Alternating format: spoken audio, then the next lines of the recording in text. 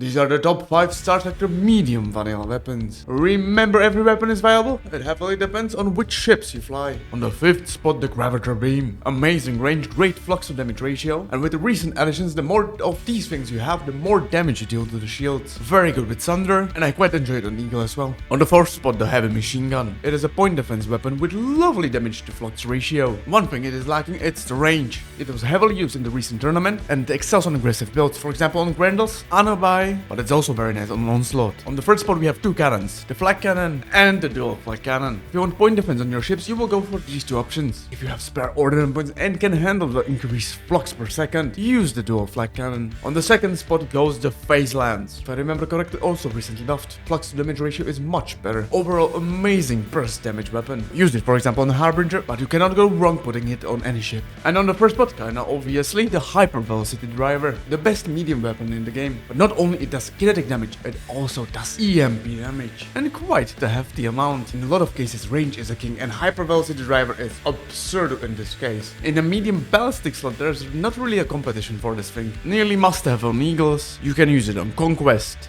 Brawlers, Hammerheads, and so many more ships. Basically, if you need long range kinetic damage, this is the best option. And this is why